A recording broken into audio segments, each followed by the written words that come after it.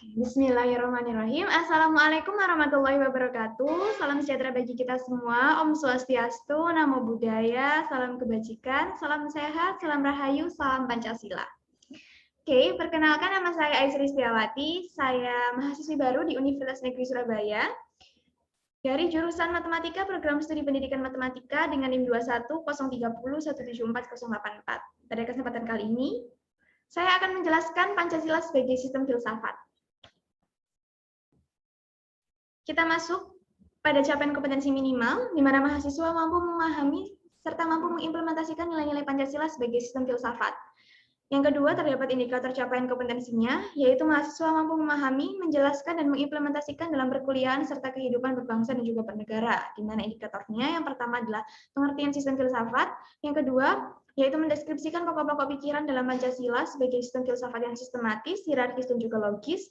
Yang ketiga, yaitu menguraikan dan memperinci unsur-unsur Pancasila sebagai sistem filsafat. Yang keempat, yaitu menjelaskan hakikat, nilai moral, dan juga norma dalam Pancasila. Yang kelima, yaitu menganalisis Pancasila sebagai nilai dasar dan maknanya dalam kehidupan bermasyarakat, berbangsa, dan juga bernegara. Kita masuk pada definisi filsafat. Ditinjau dari segi etimologi, filsafat terdiri dari dua kata, yaitu philos dan juga sophia. Philos berartikan cinta dan sophia berartikan bijaksana. Maka dapat disimpulkan, dari segi etimologis, filsafat berartikan cinta akan kebijaksanaan. Dan terdapat seorang ilmuwan bernama René Descartes pada tahun 1590 hingga 1650 mendefinisikan filsafat sebagai kumpulan segala pengetahuan di mana Tuhan, alam, dan juga manusia menjadi pokok-pokok penyelidikannya. Kita masuk ke dalam ciri-ciri filsafat. Terdapat 4 ciri filsafat. Yang pertama yaitu ciri yang koheren. Di mana dalam hal ini, filsafat berartikan ciri-ciri yang harus berupa pemikiran secara runtut atau sesuai dengan kaidah berpikir logis. Sehingga unsur-unsurnya tidak boleh mengandung uraian yang bertentangan satu sama lain, akan tetapi tetap membuat uraian yang logis dan juga jelas. Ciri filsafat yang kedua yaitu rasional, di mana filsafat dalam hal ini harus mengacu dengan aturan berpikir yang benar, dapat diterima, dan juga masuk akal. Ciri filsafat yang ketiga yaitu holistik. Dalam hal ini, filsafat harus berpikir secara utuh, tidak terlepas-lepas dalam kapsul kebenaran sektoral yang sempit. Cara berpikir filsafat juga harus dikembangkan mengingat hakikat pemikiran itu sendiri adalah dalam rangka manusia dan kemanusiaan yang luas serta beraneka ragam dengan tuntutan klaim maupun tuntutan kebenarannya masing-masing, sehingga menggambarkan sebuah eksistensi yang utuh. Ciri yang terakhir yaitu memberikan visi, di mana dalam hal ini filsafat merupakan serangkaian kata yang menunjukkan impian, cita-cita, maupun nilai inti sebuah keinginan sekelompok orang maupun secara pribadi dengan pandangan yang jauh ke masa depan demi mencapai suatu tujuan yang diinginkan. Kita masuk ke dalam fungsi-fungsi filsafat. Terdapat 3 fungsi filsafat. Fungsi yang pertama yaitu memberikan jawaban. Fungsi memberikan jawaban ini bisa diartikan bahwa ilmu filsafat mengajak manusia supaya berpikir secara bijak dalam mengatasi berbagai persoalan. Dengan menggunakan cara berpikir filsafat, maka diharapkan manusia dapat mengidentifikasi masalah tersebut dan memudahkannya dalam mendapatkan jawaban, sehingga masalah yang dapat dipecahkan tanpa adanya suatu kesulitan. Fungsi yang kedua yaitu fungsi perangkat dan pemersatu, di mana dalam hal ini filsafat dijadikan sebagai suatu kesatuan yang utuh, tidak terbagi dan juga tidak terpisahkan. Hal ini tercermin dalam setiap sila Pancasila yang mencerminkan jati diri bangsa Indonesia sebagai perangkat, serta pemersatu dari berbagai ilmu lainnya, sehingga tercemirlah suatu budaya bangsa.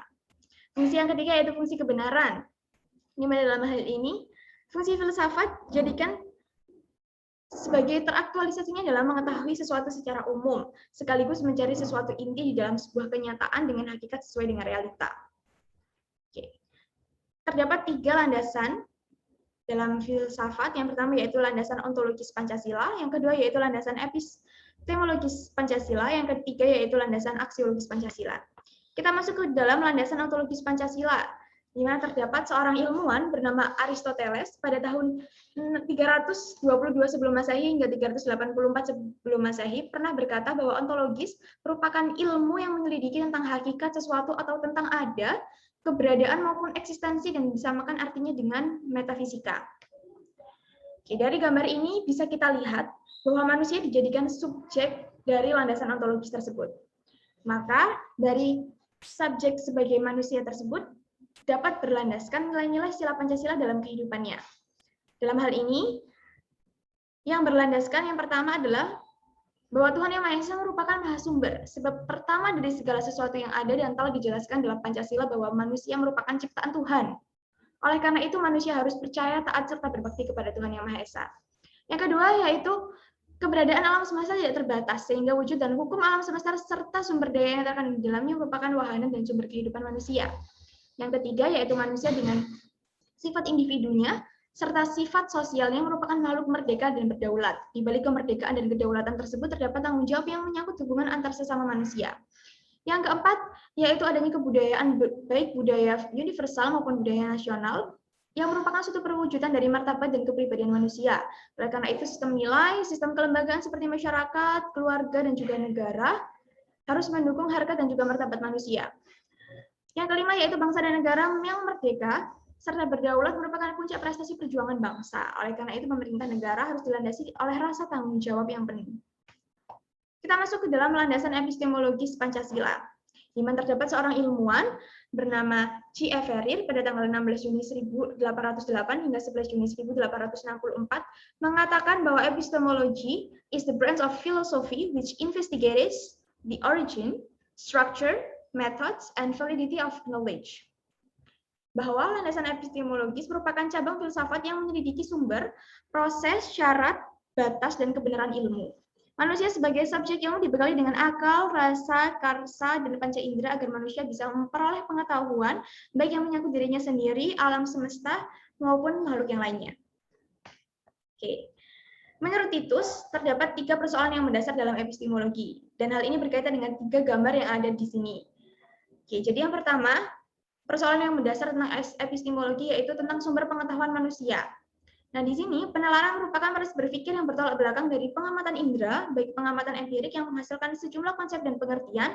Hal ini mencakup dalam sumber pengetahuan manusia, di mana wujud dan tingkat pengetahuan dibedakan secara hierarkis meliputi pengetahuan dan pengamatan indera. Yang kedua yaitu tentang teori kebenaran pengetahuan manusia, di mana kodrat manusia dengan potensi uniknya secara psikologis mampu menghayati hal-hal yang bersifat metafisis yang jauh di balik alam kehidupan, serta mampu menerobos dimensi ruang dan waktu, sehingga mampu menghayati secara supranatural yaitu adanya Tuhan yang kehidupan abadi setelah mati. Pengetahuan yang demikian merupakan perwujudan kesadaran filosofi religius yang menentukan derajat kepribadian manusia. Yang ketiga, yaitu tentang watak pengetahuan manusia. Nah, ilmu sebagai pendaharaan dan prestasi manusia maupun sebagai karya dan warisan budaya umat manusia merupakan kualitas martabat manusia. Perwujudan asas ini merupakan ilmu yang bermanfaat untuk kesejahteraan dan kebahagiaan umat manusia. Hal inilah yang membuat terdapat adanya penuntutan budi luhur yang meliputi norma-norma kesusilaan hingga mendorong manusia untuk berbuat baik dan juga menghindari perbuatan buruk. Nah, sifat-sifat dari kesusilaan tersebut adalah yang pertama kreatif, sabar, rendah hati, dan bijaksana dalam mengembangkan dan menggunakan ilmu teknologi. Kita masuk ke dalam landasan aksiologis Pancasila. Terdapat seorang ilmuwan, yaitu Theodor Bramel, pada tanggal 20 Januari 1904 hingga 1987 mengatakan bahwa aksiologis merupakan cabang ilmu yang mempelajari tentang 3 hal. Yang pertama yaitu tingkah laku moral yang berwujud etika. Istilah etika berasal dari bahasa Yunani yaitu ethos yang berarti adat kebiasaan.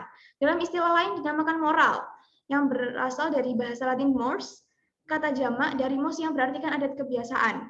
Etika merupakan cabang filsafat aksiologi yang membahas masalah moral, perilaku, norma, dan adat istiadat yang berlaku pada komunitas tertentu. Dan yang kedua, aksiologis mempelajari tentang ekspresi etika yang berwujud estetika atau seni keindahan. Estetika merupakan bidang studi manusia yang mempersoalkan tentang nilai keindahan. Keindahan mengandung arti bahwa di dalam diri segala sesuatu terdapat unsur-unsur yang tertata secara tertib dan harmonis dalam satu hubungan utuh menyeluruh. Maksudnya adalah suatu objek yang indah bukan semata-mata bersifat selaras serta berpola baik, melainkan harus juga mempunyai kepribadian.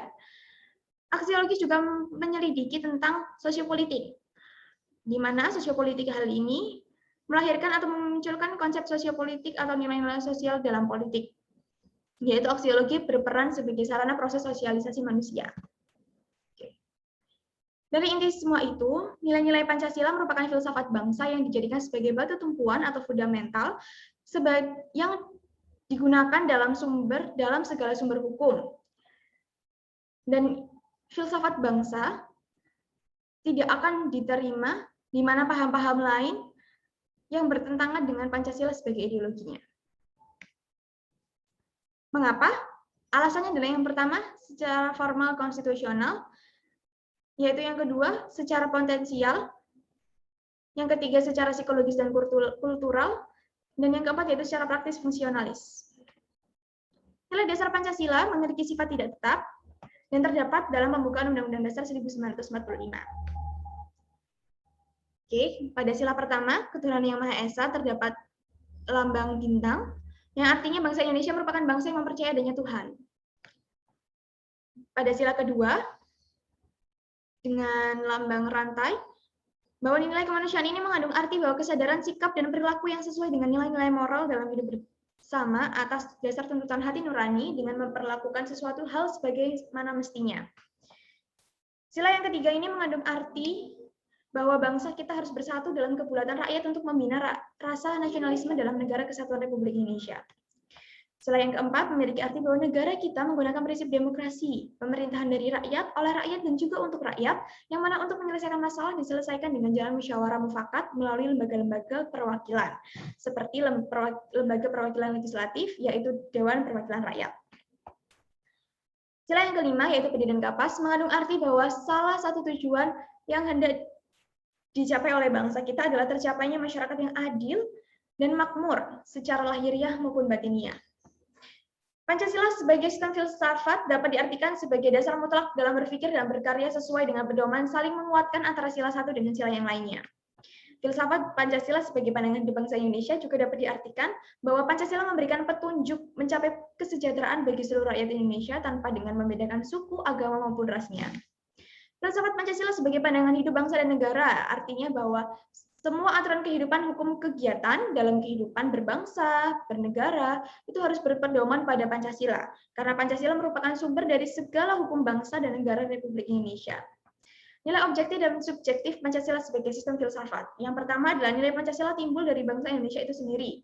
Yang kedua, nilai Pancasila merupakan filsafat bangsa Indonesia. Yang ketiga, yaitu Pancasila merupakan nilai-nilai yang sesuai dengan hati nurani bangsa Indonesia. Pokok pikiran. Apa sih yang dimaksud dengan pokok pikiran? Pokok pikiran merupakan sesuatu hal yang terdapat dalam Undang-Undang Dasar yang meliputi suasana kebatinan dari UUD 1945. Pokok pikiran ini mewujudkan cita-cita hukum yang menguasai dasar hukum negara, baik hukum dasar tertulis maupun hukum dasar tidak tertulis atau konvensi. Terdapat 4 pokok pikiran yang terdapat dalam Undang-Undang Dasar. Yang pertama, pokok pikiran yang pertama adalah negara melindungi segenap bangsa Indonesia dan seluruh tumpah darah Indonesia dengan berdasarkan persatuan dan mewujudkan keadilan sosial bagi seluruh rakyat Indonesia. Nah, dalam pengertian ini diterima pengertian negara persatuan, negara yang melindungi dan meliputi segenap bangsa seluruhnya. Rumusan ini menunjukkan pokok pikiran persatuan dengan pengertian yang lazim. Negara penyelenggara negara dan setiap warga negara wajib mengutamakan kepentingan negara di atas kepentingan golongan ataupun perseorangan. Letak pokok pikiran pertama yaitu pada sila ketiga Pancasila dan penjabarannya terletak pada pembukaan. Pokok pikiran kedua yaitu negara hendak mewujudkan keadilan sosial bagi seluruh rakyat Indonesia. Pokok pikiran kedua ini merupakan pokok pikiran keadilan sosial yang mana didasarkan pada kesadaran bahwa manusia di Indonesia mempunyai hak serta kewajiban yang sama untuk menciptakan keadilan sosial dalam kehidupan masyarakat. Letak pokok pikiran kedua yaitu pada sila kelima Pancasila dan penjabarannya terletak pada pembukaan. Pokok pikiran yang ketiga yaitu negara berkedaulatan rakyat berdasarkan atas kerakyatan dan permusyawaratan perwakilan. Pokok pikiran ini terletak pada pembukaan yang mengandung konsekuensi logis bahwa sistem negara yang terbentuk dalam Undang-Undang Dasar harus berdasarkan atas kedaulatan rakyat dan berdasarkan permusyawaratan perwakilan. Memang aliran ini sesuai dengan sifat masyarakat Indonesia.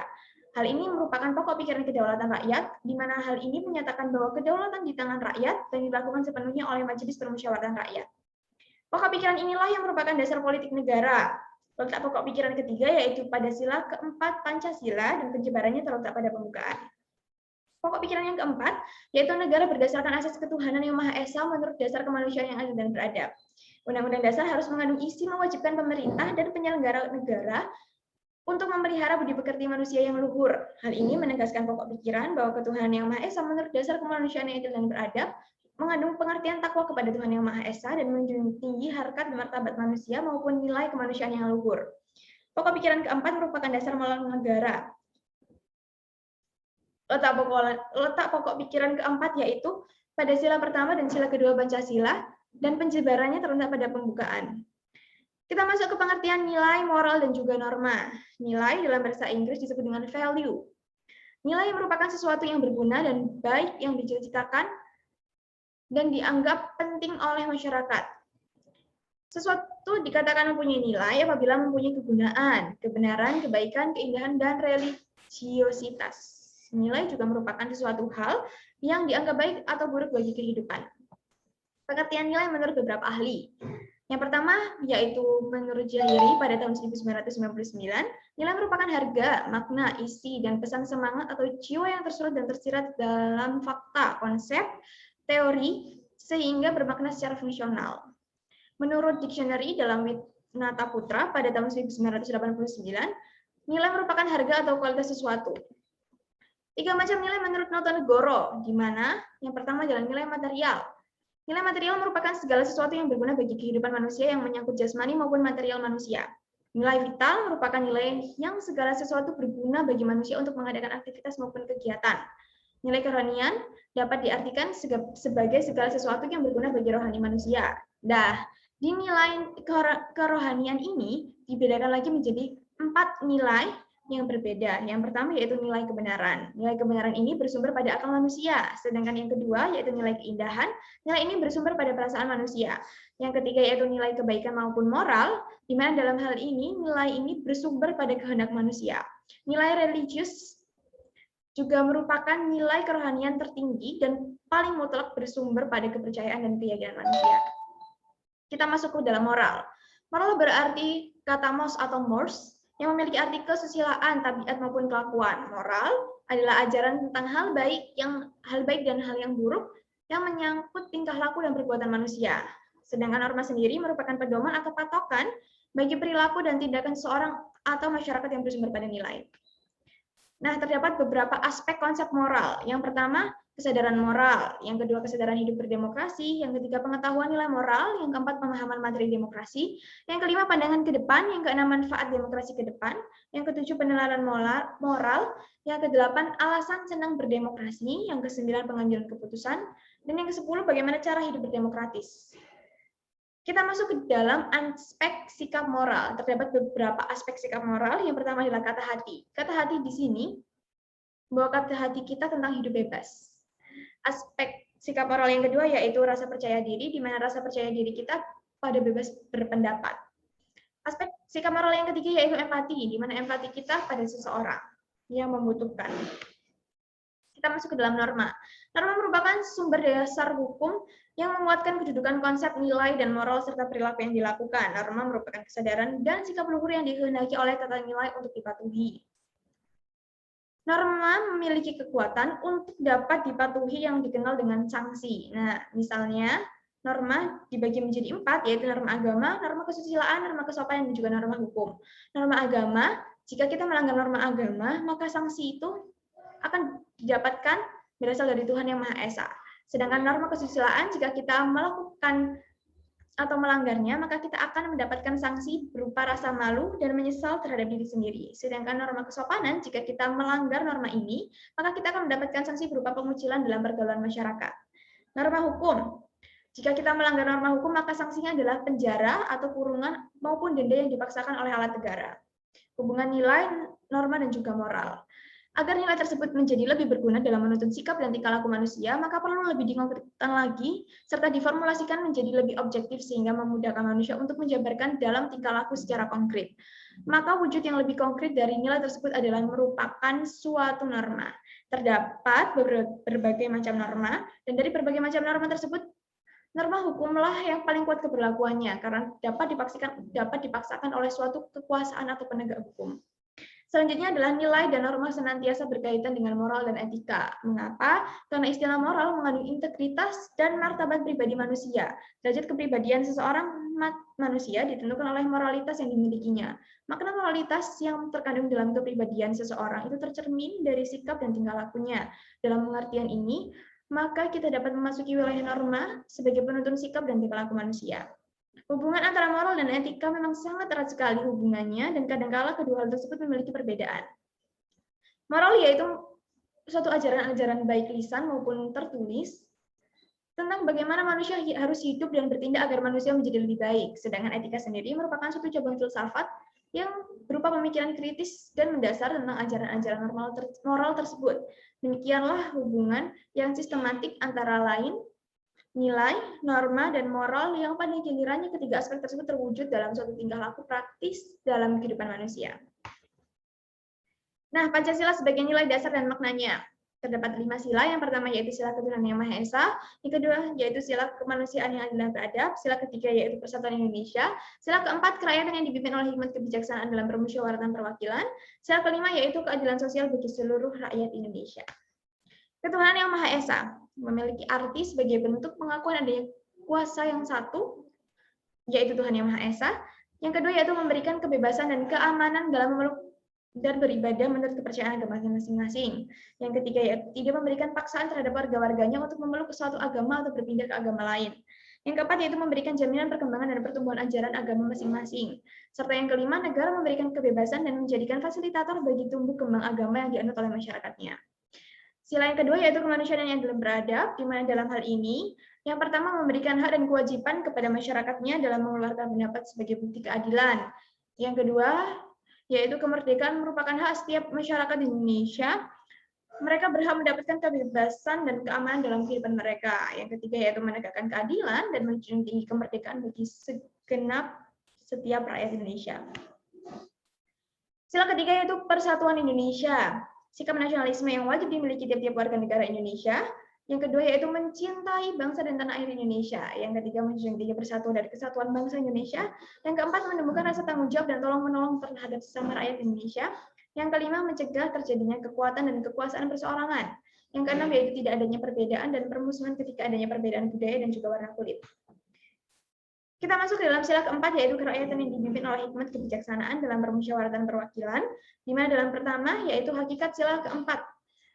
Hakikat sila keempat ini merupakan negara sebagai sistem demokrasi. Yang kedua yaitu permusyawaratan memiliki makna bahwa setiap persoalan dan permasalahan diputuskan secara bersama-sama, disetujui bersama, dan diselesaikan secara bersama-sama. Rakyat dipimpin oleh pemimpin yang hikmat dan bijaksana dalam menyelesaikan permasalahan-permasalahan negara. Keadilan sosial bagi seluruh rakyat Indonesia juga memiliki beberapa nilai-nilai yang terkandung. Yang pertama yaitu kemakmuran dan kesejahteraan merupakan hak bagi seluruh rakyat Indonesia.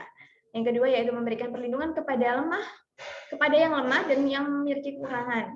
Yang ketiga yaitu kekayaan alam Indonesia dipergunakan untuk kebahagiaan dan kepentingan bersama. Sekarang kita masuk ke dalam pengertian nilai moral dan norma. Pancasila sebagai nilai dasar dan maknanya. Pengertian nilai moral dan norma. Nilai merupakan sesuatu yang didambakan, sesuatu yang diinginkan, dan sesuatu yang diidealkan. Bertolak dari pengertian itu, maka setiap orang memiliki nilai, yaitu sesuatu yang didambakan dan diidealkan. Sesuatu yang diidealkan itu bisa berupa kebaikan, keindahan, kebenaran, keadilan, kecantikan, kebahagiaan, dan lain-lainnya. Hal ini diambil dari Tim Pendidikan Pancasila Universitas Negeri Surabaya pada tahun 2019, Pendidikan Pancasila, penerbit Yunesa University Press, anggota IKP ISBN 97860249037, dalam hal 114. Dalam kehidupan nilai-nilai tersebut dijabarkan ke dalam ukuran-ukuran perilaku yang harus dilakukan agar nilai-nilai tersebut tercapai. Sebagai contoh, ketika sesuatu keluarga ingin mendambakan keluarganya menjadi orang yang baik, keluarga yang terhormat, maka mereka membuat aturan sebagaimana harus dilakukan, sebagaimana beliau harus berperilaku, bagaimana dalam berpakaian, bersikap, dan juga bertutur kata. Semua aturan tersebut disebut dengan norma. Jadi, suatu nilai agar terwujud harus dijabarkan dengan aturan-aturan atau norma-norma. Jika tidak dijabarkan, maka nilai hanya akan berada di dalam pikiran atau abstrak saja. Hal ini diinput dari Tim Pendidikan Pancasila Universitas Negeri Surabaya pada tahun 2019, Pendidikan Pancasila, penerbit Unesa University Press, anggota IKP ISBN 97860449039 pada halaman 116. Oleh karena itu, dalam kehidupan suatu masyarakat, termasuk dalam keluarga, ada nilai dan juga norma. Nilai merupakan sesuatu yang diidealkan oleh masyarakat dan dijabarkan dalam norma maupun aturan untuk mengatur perilaku anggotanya. Di Pendidikan Pancasila Universitas Negeri Surabaya 2019, Pendidikan Pancasila, yaitu pada penerbit Unesa University Press, anggota IKP ISBN 9786024499039 di halaman 116. Pancasila sebagai nilai dasar dan maknanya. Perumusan dasar negara melibatkan banyak pemikir seperti Insinyur Soekarno, Muhammad Yamin, serta Mr. Supomo. Masing-masing pemikir mengajukan usulan dan argumentasinya, dan dalam hal tersebut para elit bangsa mencoba untuk menggali nilai-nilai yang terdapat dalam budaya masyarakat Indonesia. Hal ini diambil dari Tim Pendidikan Pancasila Universitas Negeri Surabaya pada tahun 2019, Pendidikan Pancasila penerbit Unesa University Press, anggota IKP ISBN 9786024490379 pada halaman 118 hingga 119. Selain sebagai dasar negara, Pancasila Bangsa Indonesia memiliki beberapa fungsi, yaitu sebagai pandangan hidup bangsa dan juga ideologi. Selain ketiga fungsi tersebut, Pancasila juga berfungsi sebagai pemersatu bangsa, sebagai jiwa bangsa, dan juga sebagai kepribadian bangsa, sebagai sumber dari segala sumber tertib Osman Alfian pada tahun 1996. Tim Pendidikan Pancasila Universitas Negeri Surabaya pada tahun 2019, Pendidikan Pancasila penerbit Unesa University Press, anggota IKP ISBN 9786024490379 halaman 119. Sebagai nilai dasar, sila-sila Pancasila hanya memberikan gambaran tentang negara yang dicita-citakan dan bagaimana negara ini harus dijalankan tanpa dijabarkan ke dalam nilai-nilai instrumental. Sila-sila Pancasila belum bisa dijadikan pedoman dalam penyelenggaraan negara. Tim MKU Pendidikan Pancasila Universitas Negeri Surabaya pada tahun 2019, Pendidikan Pancasila penerbit Unesa University Press, anggota IKP ISBN 9789028626, halaman 120. Meskipun Pancasila sebagai dasar dalam penyelenggaraan negara, dalam sila-sila Pancasila belum memuat bentuk negara, lembaga negara, serta kewenangan dari masing-masing lembaga negara. Oleh karena itu, nilai-nilai Pancasila kemudian dijabarkan ke dalam Undang-Undang Dasar 1945 sebagai nilai instrumental dalam penyelenggaraan negara. Diambil dari Tim MKU Pendidikan Pancasila Universitas Negeri Surabaya pada tahun 2019, Pendidikan Pancasila penerbit Unesa University Press, anggota IKP ISBN 9789790286286 di halaman 120.